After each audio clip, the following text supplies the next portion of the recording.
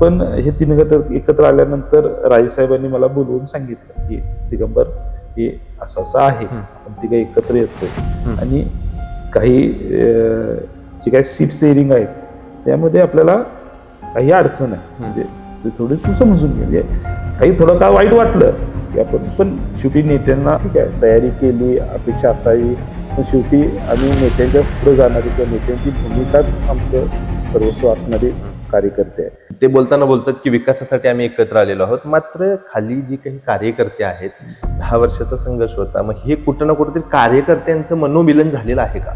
संघर्ष हेच राजकारण होतं. त्या संघर्षाला आणि त्याला बाजू देऊन फाटा देऊन या ठिकाणी एकत्र नेत्याने सुद्धा निर्णय घेतला. संघर्षच म्हणजे राजकारण आहे असं नाही, शिकवणं एवढा मोठा नाही, पण त्याला कुठंतरी गावातलं राजकारणाला फाटा देऊन गैरसमुदाय गावातले सर्वसामान्य माणसाला राजकारणातून त्रास होऊ नये, आपण पुढच्या पिढीला काय देतोय ही जी संस्कृती आहे, चांगलं पाणी, चांगली हवा, चांगलं शरीर, त्या पद्धतीने त्यासाठी म्हणून आम्ही पुढच्या पिढीला ही संस्कृती पुढे देतो. खऱ्याला खरं आणि खोट्याला खोटं आणि योग्य, म्हणजे जर एखादा वाद जरी झाला तर हे चुकीचं आहे म्हणण्याची ताकद आज आपण तिथे निर्माण. आपली भूमिका साफ आहे, आपला दृष्टिकोन साफ आहे. माझ्याकडे कोणीही माणूस आला तर 100% आपल्याला त्याला काय देता येईल, 100%. म्हणजे आला, भेटला, काम सांगितलं, गेलो नाही. एक लोकांना चांगलं आरोग्य आणि चांगलं शिक्षण, ह्या दोन गोष्टी सुद्धा तितक्याच महत्वाच्या आहेत. कला, क्रीडा, सांस्कृतिक किंवा सुसंस्कृत राजकारण,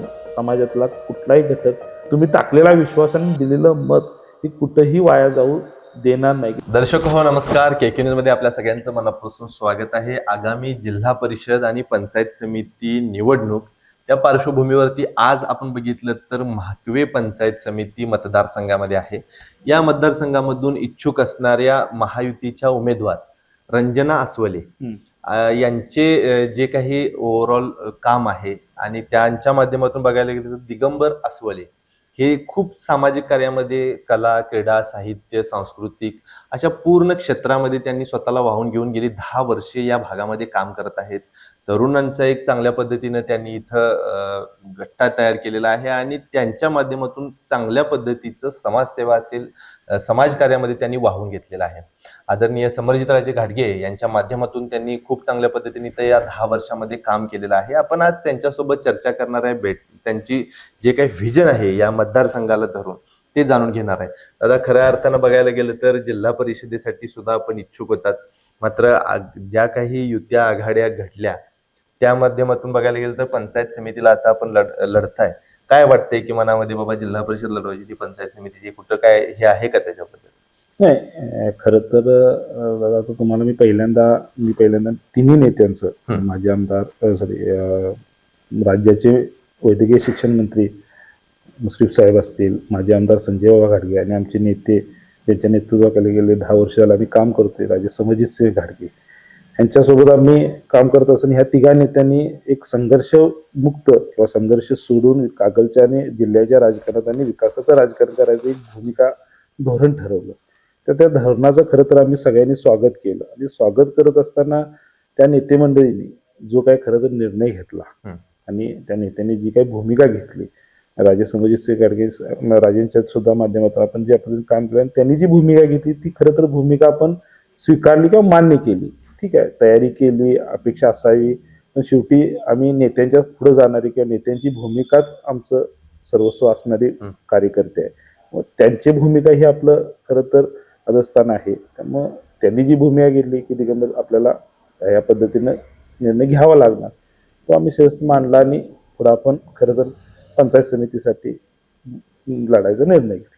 आता आपण लोकांशी ज्या वेळेला पंचायत समिती निवडणुकीच्या ह्याला सामोरे जात आहे, कसा प्रतिसाद भेटत आहे लोकांच्या माध्यमातून? खरं तर ह्या जिल्ह्यात किंवा ह्या कागल तालुक्यात विकासाचं राजकारण करणारे मुश्रीफ साहेब असतील, बाबा किंवा शाश्वत विकासाचं राजकारण ज्यांनी समाज करणार किंवा शाश्वत विकासाचं राजकारण केलं राजे समरजित सिंह घाटगे, ह्या तिघांनी ज्यावेळी एकत्र येण्याचा निर्णय घेतला त्यावेळी काही भूमिका स्पष्ट झाल्या किंवा तिघांचे प्रमुख गट असणारे, आणि मला वाटतंय सर्वांचं खरं तर त्यांच्या पूर्ण तिन्ही गटाच्या प्रमुख कार्यकर्त्यांचं आणि त्यांच्यावरती प्रेम करणाऱ्या माणसाचं खरंच मी मनापासून आभार व्यक्त करायला पाहिजे की 3 महिन्यापूर्वी किंवा 3 महिन्यापूर्वी 3 महिन्याच्या अगोदर जो मोठा संघर्ष होता त्या संघर्षाला आणि त्याला बाजू देऊन फाटा देऊन या ठिकाणी एकत्र नेत्याने सुद्धा निर्णय घेतला आणि खरं तर सर्वसामान्य सामाजिक कार्यकर्त्यांनी सुद्धा. त्यामुळे आता तिन्ही लोक किंवा तिन्ही गटाचे प्रमुख कार्यकर्ते एक हातात हात घालून एकत्र प्रमाणे काम करत आहेत. त्यामुळं उत्साह खूप मोठा आहे लोकांच्या तिन्ही गटात उत्साह आहे आणि त्या पद्धतीनं मला त्यात कुठं अडचण वाटत नाही. नाही, खऱ्या अर्थानं बघितलं तर नेते मंडळी नगरपालिका निवडणुकीच्या दरम्यानपासून एकत्र आता ही मोड बांधलेली आहे. मग ते बोलतात की विकासासाठी आम्ही एकत्र आलेलो आहोत. मात्र खाली जी काही कार्यकर्ते आहेत, 10 वर्षाचा संघर्ष होता, मग हे कुठं ना कुठेतरी कार्यकर्त्यांचं मनोमिलन झालेलं आहे का? नाही, आता काय एकतर कार्यकर्त्यांचं मनोमिलन व्हायला काय अडचण नाही. खरं तर आता माझ्यासारख्या कार्यकर्ते म्हणजे पूर्वी थोडासा संघर्षाची भूमिका वेगळी होती. लोकांच्यात संघर्ष हेच राजकारण होतं. आता माझ्यासारख्या पिढीतल्या कार्यकर्त्याला असं का वाटू नये की राजकारणात कुठंतरी संघर्षच म्हणजे राजकारण आहे असं नाही. काही भूमिका मधल्या काळामध्ये जशा पद्धतीने मुश्रीफ साहेबांनी सुद्धा काम केलं किंवा राजेसाहेबांनी सुद्धा काम केलं. जर दोघांनी मिळून म्हणजे राजेसाहेबांचं जर राजकारण बघितलं तर त्यांचं केंद्रात असतील संबंध असतील किंवा राज्याच्या राजकारणात असलेले संबंध आणि मुश्रीफ साहेबांचे तरी काय त्यांचं व्यक्तिगत त्यांनी 40 वर्ष ह्या महाराष्ट्राच्या राजकारणात चांगला ठसा. जर दोघं नेते एकत्र येऊन तालुक्यातील युवकांचा असेल, महिलांचा असेल किंवा सर्वसामान्य तळागाळातील जी लोक अजून याच्यातून अलिप्त आहेत ह्या लोकांचा जर विकास होणार असेल तर मला वाटत नाही की कार्यकर्ते असतील किंवा खाली आमचा मन जर लोकांचा विकास किंवा लोकांच्या भूमिका लोकांच्या अडचणी ज्यातून निघणार असतील तर काय आम्ही स्वीकारायला किंवा लोकांनी स्वीकारायला अडचणच नाही. लोकांनी ते स्वीकारले. आता जे दिसतंय नगरपालिकेच्या इलेक्शन मध्ये तर बघितलं तर नगरपालिकेचा जो निकाल झाला त्या पद्धतीने लक्षात येते की ह्या गोष्टी आता थोड्याशा रुटीन मध्ये यायला लागलेत. आणि आता प्रचारात जे दिसतंय की तिन्ही गटाची लोक आज एकत्र येऊन आमच्यापेक्षा सुद्धा म्हणजे मी आता खरं तर तुमच्या चॅनलच्या माध्यमातून सांगेन की आमच्या गटातील लोक म्हणजे आम्ही ज्या पद्धतीने ह्या मतदारसंघात आता काकासाहेब सावडकर हे जिल्हा परिषदला उमेदवार आहेत आणि आम्ही आमच्या आई रंजना बापू सासवले या पंचायत समितीसाठी उमेदवार आहेत. पण आमच्या किंबहुना आमच्यापेक्षा सुद्धा पुढे मुश्रीफ साहेबांचे सगळे कार्यकर्ते गावातील सगळे कार्यकर्ते प्रचारात अग्रेसर आहेत. त्यांनी अग्रेसिव्ह भूमिका घेऊन गटातील आपला गट तेवढा ऍक्टिव्ह ठेवलेला आहे. यामध्ये कुठेही खाली लोकांच्यात किंचितही कुठेही हे वाटत नाही. काय कुठल्या बेसिसवरती आता बोलायचं झालं तर निवडणुकीला तुम्ही सामोरे जातात म्हणजे 10 वर्षामध्ये तुम्ही केलेली कामं तर त्या कुठल्या कामाला आपण न्याय दिलेला आहे? खरं तर मी एक एन्व्हायरमेंट कन्सल्टिंग म्हणून मी गेले 15-20 वर्षापासून कोल्हापूर आणि कोल्हापूरच्या परिसरात खरं तर काम करतोय. एक गोष्ट आम्हाला जाणवली म्हणजे मी प्रामुख्याने खरं तर बऱ्याच वेळा मी बोलतोय की कोल्हापुरामध्ये किंवा कोल्हापूरच्या त्यातल्या त्यात राधानगरी असेल, कागल असेल, बुदरगड असेल, हा जो बेल्ट आहे वेदगंगा असेल, त्याचबरोबर दूधगंगा असेल, ह्या पूर्ण विभागामध्ये असं असणारं वातावरण असेल, हवा पाणी किंवा इथलं टोटल जे काही एन्व्हायरमेंट आहे स्ट्रक्चर आहे तर ते खरंच कुठेही महाराष्ट्रात म्हणा किंवा इव्हन देशात असंही चांगलं वातावरण कुठेही नाही. हे टिकावं रुचावं आपण पुढच्या पिढीला देण्यासाठी हेच जे काही हे विभागातील असणाऱ्या चांगल्या गोष्टी आहेत तर हे टिकण्यासाठी मी प्रामुख्यानं गेले 15 वर्षाला काम करतोय. त्यामध्ये 10 वर्ष झाले मी ग्रामपंचायतीमध्ये आपण आता 10 वर्षापासून आपण ग्रामपंचायत काम करतोय. आता खरं तर ह्याच्यामध्ये गावातील विकास म्हणजे आता विकासाचं राजकारण आमच्या तालुक्यात खूप पूर्वीपासून चाललंय पण एक वेगळा दृष्टिकोन ठेवून या वेगळा कॉन्फिडन्स दृष्टिकोन ठेवून आपलं काम होणं गरजेचं आहे. कुठलीही गोष्ट करत असताना आम्ही ज्या पद्धतीने बाहेर प्रवासात काही गोष्टी बघतोय, काही गावं बघितली, शहरं बघितली, आता गाव आमचं छोटं आहे पण तिथं सुद्धा आपल्याला तो दृष्टिकोन ठेवून काय काम करता येतील काय, गावातले रस्ते असतील, गावातली स्वच्छता असेल, महिलांच्यासाठी काय काम करता आलं तर, युवकांच्या रोजगारासाठी काय करता आलं तर त्याचं प्रामुख्यानं खरं तर आपण आतापर्यंत काम करतो आलोय. आता ग्रामपंचायत आता गावातले आमच्या इथलं रस्त्याचं बघितलं तर गावातले बरेपैकी सगळे रस्ते झालेले आहेत. गावातील आमचा पाणी पुरवठ्याचा प्रश्न होता ते नवीन आम्ही मला वाटतं जलजीवन मिशन मधून पाण्याचं सुद्धा पूर्ण काम आपण केलेलं आहे. त्याचबरोबर गावातील सगळी मंदिरं आपण म्हणजे सगळ्या मंदिरांचं सुद्धा काम झालं. मुश्रीफ साहेबांच्या त्यांच्या स्वतःच्या फंडातून आणि 25-15 असेल किंवा 30 मधून बरीच काम आपल्याला पूर्ण मुलांच्या गावामध्ये आपल्याला चौक सुशोभीकरण करत असताना गावात आपण तरुणांच्या रोजगारासाठी एक 10 गाळे काढले, 8-10 गाळे काढले, त्यामध्ये थोडासा रोजगार उपलब्ध करून दिला. त्यामध्ये MIDC असेल किंवा आमचे शाहू समूहामध्ये असेल, इथं कुठं संधी देतात तर रोजगारासाठी सुद्धा संधी दिली. त्याचबरोबर गावातील स्वच्छता, जे आम्ही गावात कचरा टाकणं, गावाची सगळं हे सुद्धा दिलं.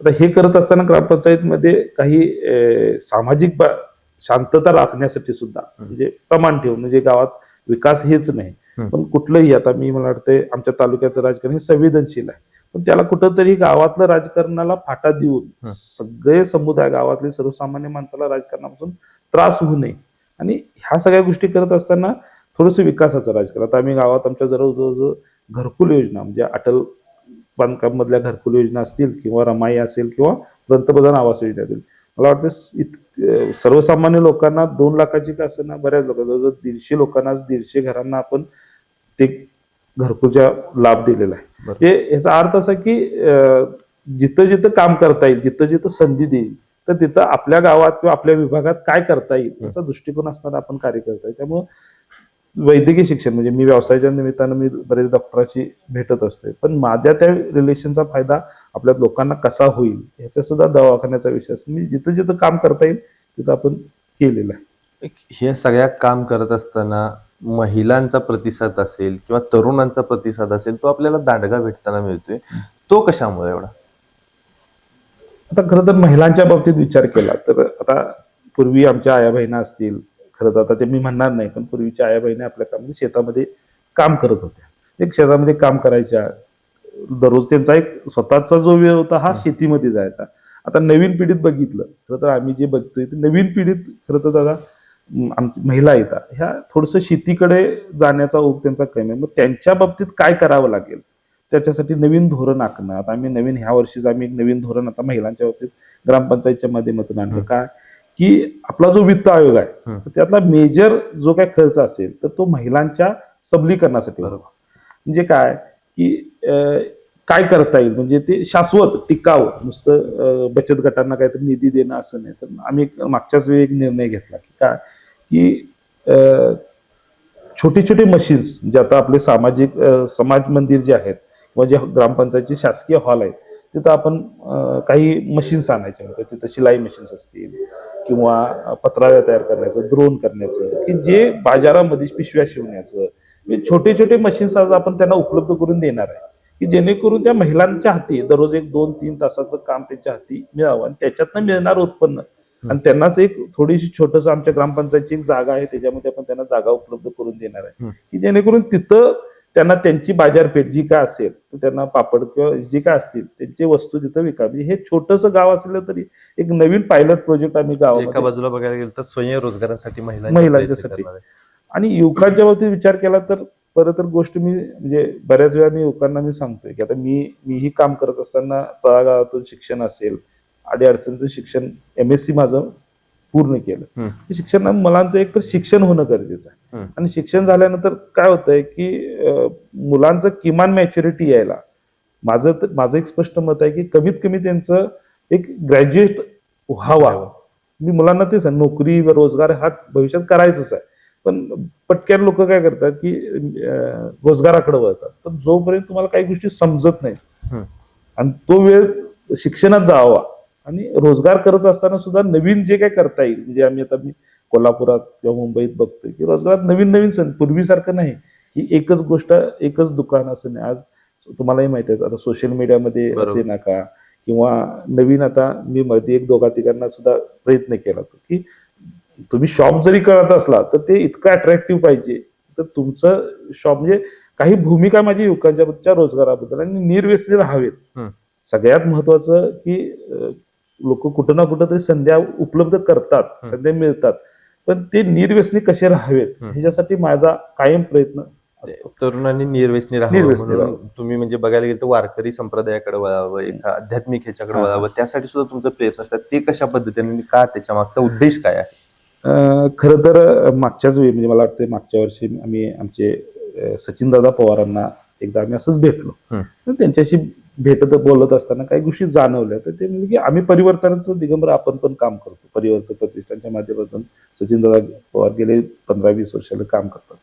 त्यांनी मला एक गोष्ट सांगितली की दिगंबर, तुम्ही व्यवसायात रोजगारात कंटिन्युअसली, पण जीवनाचा एक मार्ग जो आहे तो म्हणजे संप्रदाय. आणि संप्रदायामध्ये बऱ्याच गोष्टी, म्हणजे ती आपली संस्कृती आहे खरं तर, आणि तो संप्रदाय खरं तर तुमच्यासारख्या लोकांच्या मुळे वाढावा. तुम्ही राजकारणात समाजकारणात अग्रेसिव्ह आहेच, पण एक भूमिका जो संप्रदाय, त्यांच्याबरोबर बोलत असताना खरंच मलाही वाटलं की एक संप्रदाय ही जगण्याची एक चौकट आहे. मग त्याच्यामध्ये आता संप्रदाय मी शिकवणं एवढा मोठा नाही, पण संप्रदाय मला जितकं कळालं तिथं खरं तर ती एक चौकट आहे की त्या जगण्याची एक दिशा देते.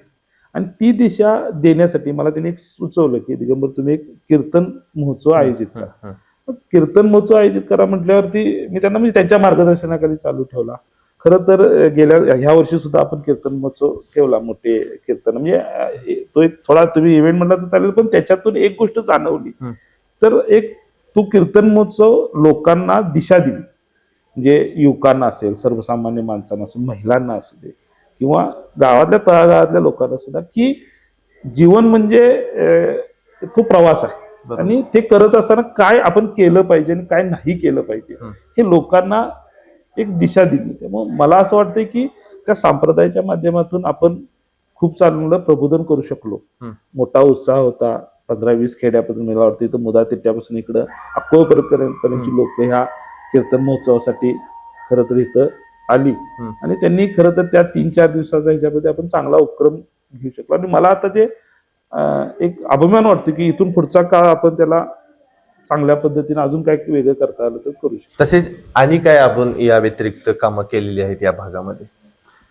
खरं तर युवकांचा म्हणजे आता बऱ्याच वेळा लोक म्हणतात की मुलं मोबाईल आणि ह्या सगळ्या क्षेत्राकडे वळतात, पण माझी एक भूमिका क्रीडा क्षेत्राकडे सुद्धा अशा पद्धतीनेच होते की मी जिथं जिथं काही या जिल्हा परिषदमध्ये किंवा ह्या विभागातील काही मुलं जर म्हणतायत माझ्याकडे की आपण क्रिकेट स्पर्धा ठेवतोय, कबड्डी स्पर्धा ठेवतोय किंवा कुस्ती ह्या स्पर्धा ठेवतोय, तर दादा तुमच्याकडनं आपल्याला सहकार्य, म्हणजे मी तिकडं किंवा ग्राउंड सुद्धा कुठलं तयार करायचं असेल तर जिथं आपल्याला शासकीय निधी, मी आहे असं स्वतःला मानलं. मी मगाशी जर तुझं तुम्हाला ज्या पद्धतीने सांगितलं की मला देवानं खरं तर देण्याची भूमिका ठेवली किंवा काही करण्याची एक भूमिका दिली या त्याच्यामध्ये, तर मी 100% म्हणजे त्या स्पर्धा ठेवणाऱ्या माणसांना कधी नाराज करत नाही, कारण ती गरज आहे आजकाल. म्हणजे शारीरिक दृष्ट्या सुद्धा माणूस आणि मानसिक दृष्ट्या कायमच सक्षम असणं ह्या दररोजच्या जगण्यात आज जिथं माणसाला टिकायचं आहे तर तो शारीरिक दृष्ट्या आणि मानसिक दृष्ट्या कायम सक्षम पाहिजे.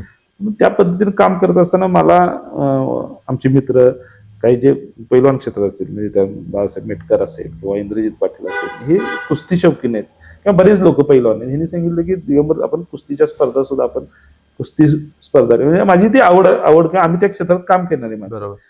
त्यावेळी आम्हाला एक गोष्ट गेली 4 वर्ष झालं म्हणजे कंटिन्युअसली, म्हणजे 4 वर्ष एक चांगलं कुस्ती मैदान सुद्धा मध्ये गेलं. म्हणजे पूर्वी गावात आमच्या व्हायचं यात्रेच्या निमित्तानं, पण एक वेगळा संदेश देण्यासाठी पैलवान त्यांची शारीरिक हे, तर त्यासाठी आपण गेले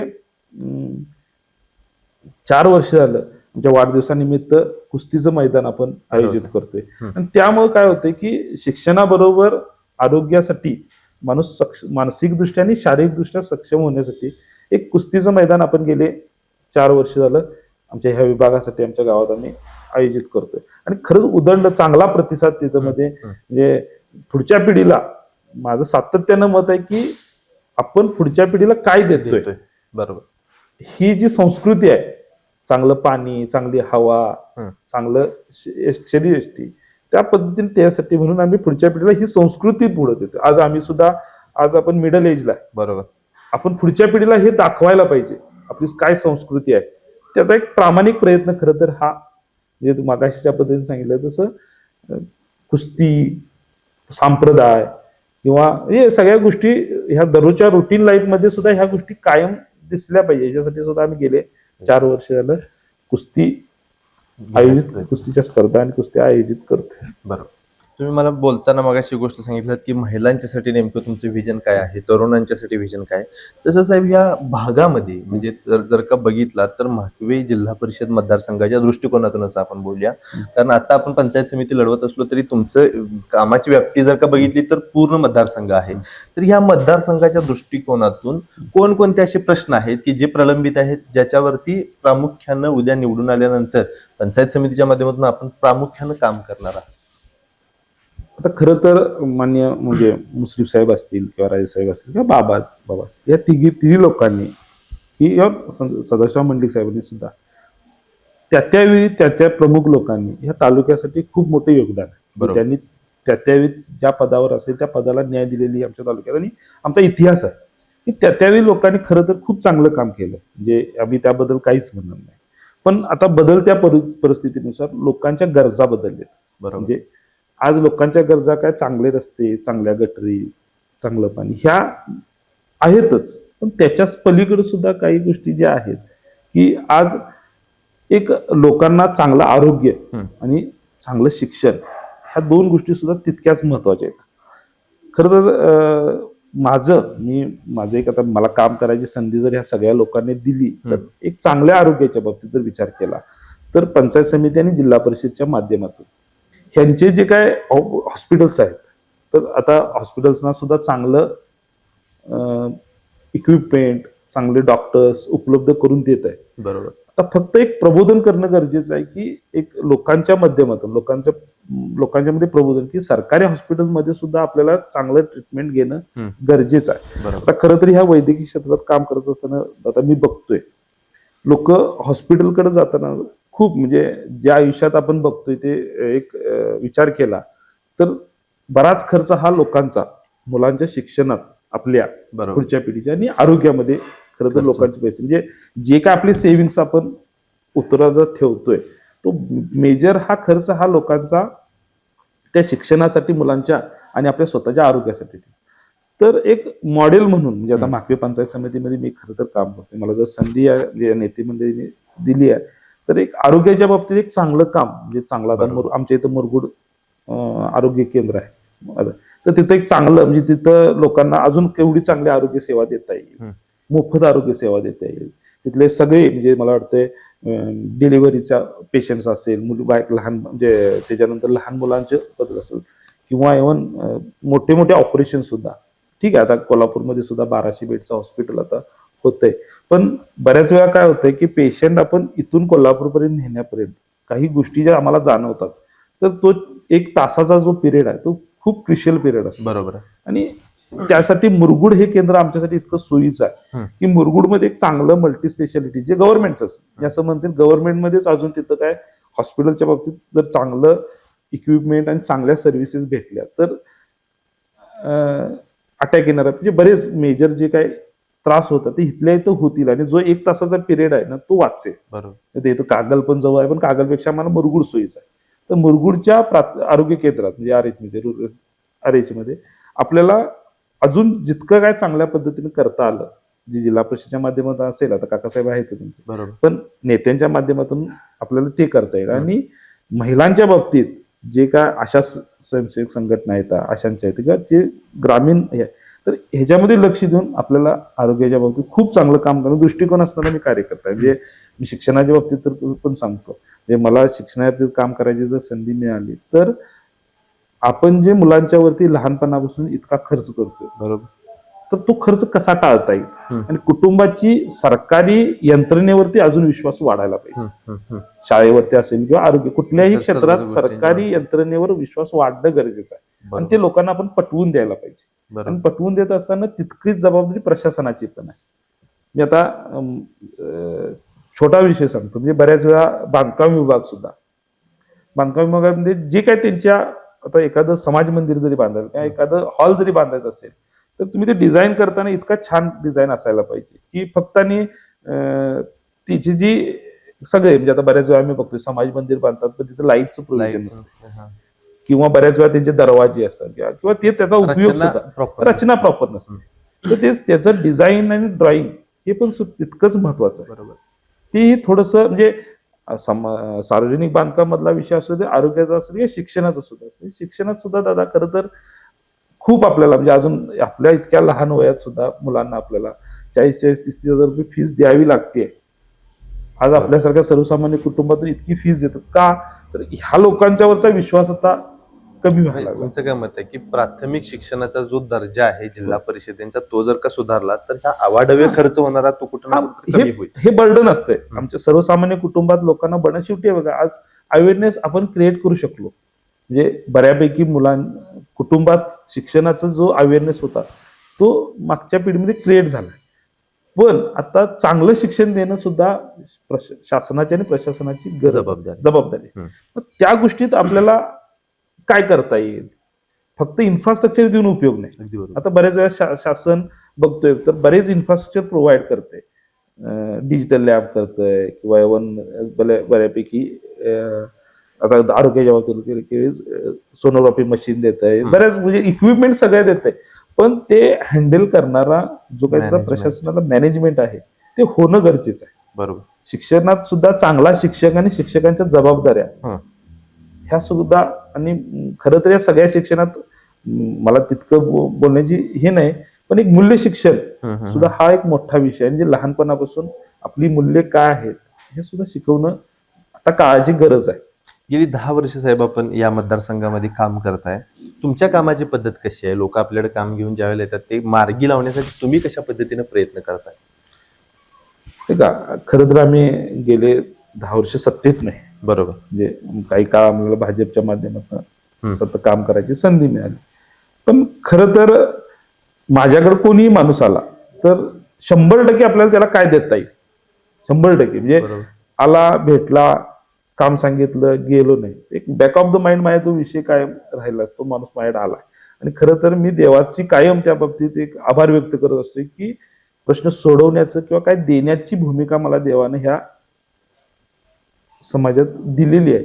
त्यामुळे मी कायम त्यांचा एक आभार व्यक्त करतोय की बाबा मला काहीतरी देण्याचं आणि काहीतरी करण्याची भूमिका दिली आहे. तर त्यासाठी 100% मी कोणीही माणूस असेल, आरोग्याच्या बाबतीत विषय असेल, रोजगाराच्या बाबतीत असेल किंवा इव्हन कुठलाही एखादा पोलीस स्टेशन असेल, काही म्हणजे मी तळागाळात काम करणारा माणूस आहे. म्हणजे वाद जरी झाला गावात, आता मी गावात भागात कुठला येतो तर तिथं 100% प्रेझेंट राहून सोडवायचा आणि एक आजपर्यंत विश्वास तयार केला. बरोबर. बऱ्याच वेळा आता आमच्या गावात सुद्धा मी गावातल्या भागात अतिक्रमण सारखा विषय सुद्धा आम्ही सोडवला. जो क्रिशल असतोय खरं तर लोक त्यात जात नाहीत, लोक वाद होतात किंवा त्यामध्ये जायचं नाही. पण आपली भूमिका साफ आहे, आपला दृष्टिकोन साफ आहे. त्यामुळे बऱ्याच वेळा ह्या कुठल्याही विषयात आपल्याला काम करत असताना एक पॉझिटिव्ह अप्रोच ठेवून किंवा एक सकारात्मक दृष्टी ठेवून काम करतोय आपण. त्यामुळे एक विश्वास तयार झाला की बाबा आपण जी भूमिका घेतली ती चुकीची घेतली नाही. त्यामुळं जे काम करायची पद्धत आहे की खऱ्याला खरं आणि खोट्याला खोटं आणि योग्य, म्हणजे जर एखादा वाद जरी झाला तर हे तुमचं चुकीचं आहे म्हणण्याची ताकद आज आपण इथं निर्माण केली. बरोबर. काय साहेब, ह्या निवडणुकीच्या पार्श्वभूमीवरती आज आपल्या आई उभा आहेत, त्यांच्याकडे बघत असताना कशा पद्धतीची भावना, लोकांना त्याबद्दल काय आवाहन करा? खरं तर माझं कुटुंब, अस्वली कुटुंब असतील, ह्या सगळ्यांनी गेले 40 वर्ष मान्य सदाशिव मंडलिक साहेब असतील, मुश्रीफ साहेब असतील, राजेसाहेब आहेत, बाबा संजय यांच्या 40 वर्षाच्या राजकारणात आमचं कुटुंब खरंच प्रत्येक त्यांच्या प्रवासातले साक्षीदार आहे. आणि त्या त्या टप्प्यावरती त्या संघर्षात आम्ही सुद्धा खरं तर काम करत आलोय. कागलचा संघर्ष हा जिल्ह्याला माहिती आहे. आणि हा संघर्ष करत असताना काही गोष्टी आम्ही ज्या पद्धतीनं आमचं कुटुंब, आमचे वडील, चुलते, हे सगळेच म्हणजे आमचे चुलते, मोठे चुलते मान्य आनंदराजे अस्वली हे कागलचे सभापती होते.